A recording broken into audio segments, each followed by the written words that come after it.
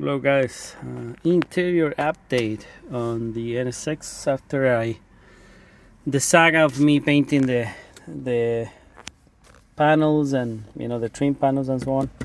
So this is after 1800K. So this is the part that I painted the console. I made it twice because of that bubbling I had. So this I never had problems, but no, there was a little bit of bubbling in this one, so I had to paint it, but this one was the worst. Anyways, after painted, heat wave, 35, almost 40 degrees. Inside the car, easily 41, 45 degrees Celsius, which is 120 Fahrenheit, something like that. Anyways,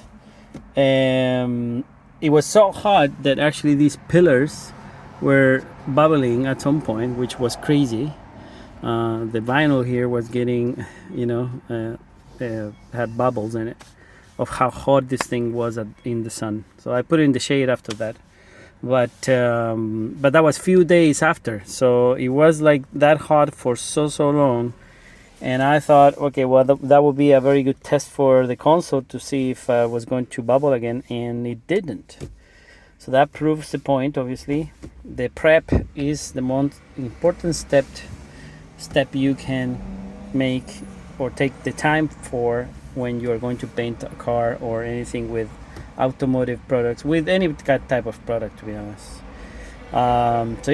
So it looks super nice, nothing bubbles, and there is one scratch there, which I don't think you can see in the camera. Can you see in the camera? Very hard. It's right there. It's very hard to see in the camera, but that was bad sanding, a bad prep. But anyways, this was primed and then paint with the base and clear. With the base was a duplicolor, cheap duplicolor, and then the clear was an automotive clear I bought in Amazon. I showed you that in the previous videos, and it's super nice. The leather of the seats, I showed that in the other videos. It's a bit dirty because I haven't cleaned it. I got COVID after I came back, so it was isolating inside the house. Anyways, so the leather looks really nice and it needs a clean. The panels look really good, but those panels keep coming out, and I just hate the system that these things use. In fact, I actually broke the other panel, that other one, and in the driver's door, because I forgot that you had to remove this one to be able to get that one out. So I was forcing it out, and then I broke it again, and that's the panel that someone gave me for free after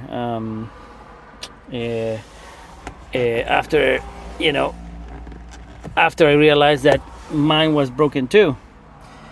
So now I have two broken plastic panels. I'm going to replace it at some point, but it's not important. You don't really see it that is broken. So I need to fix that, figure it out how to fix that better, because they come undone. It's super easy to take them out because they're not bent correctly, and and this has to be under the other one or whatever. I don't know. I don't like the system. So I do have that problem. Going to look at the manual, how they're put together. I don't know if they go overlapped. I don't think so. Don't remember.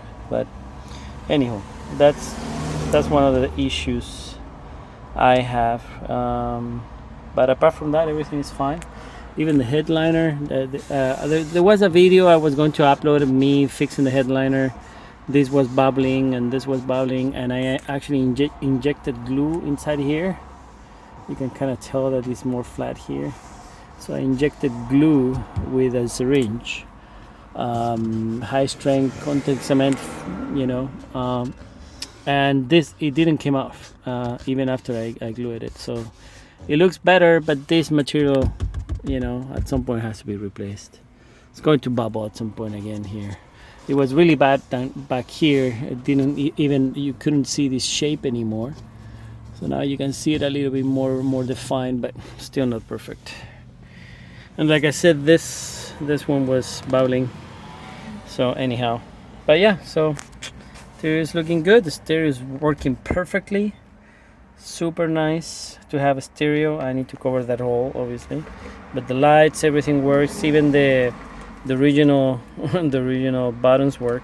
Obviously, they not like the originals because if you keep churning them, but it works really well and sounds amazing. I bought a cheapo subwoofer I put back there. Rockwell, whatever this, sounds really good. I put the controller here, right there, beep, and it looks pretty good. That's the glove box I fixed, and if you can see, you remember in the video it was all broken in the bottom.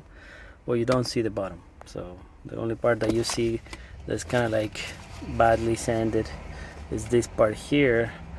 But yeah, whatever. I'm happy with that. It looks way better than before.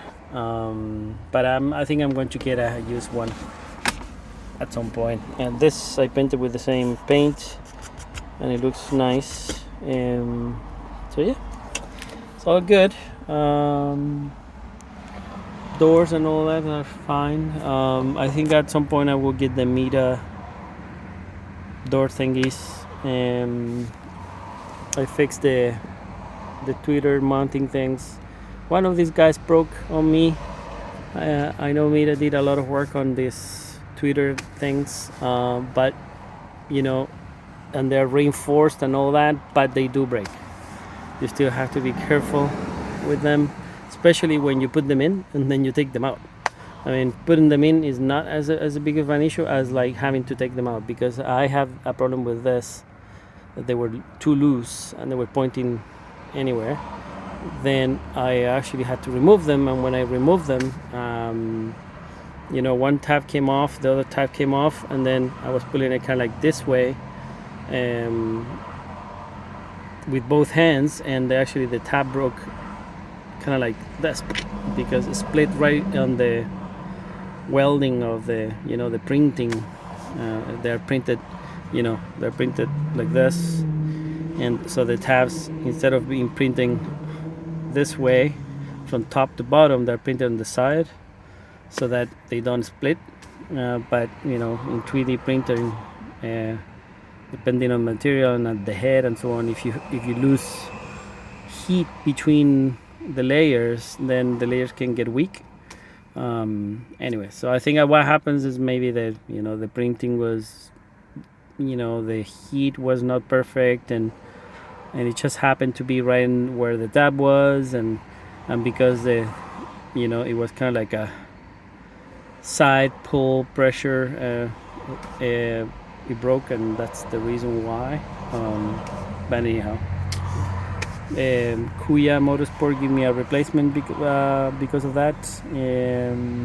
So they came back to me. Pretty good customer service. I really recommended them. And what else? And this one had similar problems with the bowling, but it's right there. It's right here. You don't actually really see it because this blocks you.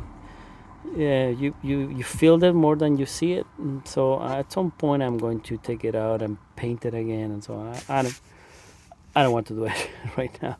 It's too much work. At some point I'm going to replace this whole piece with the other one I have, because you can see here this is going straight, and then it kind of like it goes down and then up and then up and then down again. So like there is something, it doesn't actually fit really well, so I need to figure it out why that's happening. That one fit somewhat okay, but start lifting up here. So same idea, it goes up, and then so at some point I'm going to take the doors out and figure why that's happening. But at the same time, if I'm going to buy those liners, then I do it when I get the liners or whatever. So I'm still thinking about this whole thing. So, but I do have to fix that gap, especially in this side, because it's lifting up. So I don't think it's lining up perfectly with the vent. But apart from that, I mean, it looks fine. There's gaps and things in everywhere. Like here, for example, this is kind of like lifting up a little bit, and I don't know why either. I need to figure it out why it's lifting up here and things like that. So small details, slowly going through them. But anywho, so that's the update. All right, see you guys.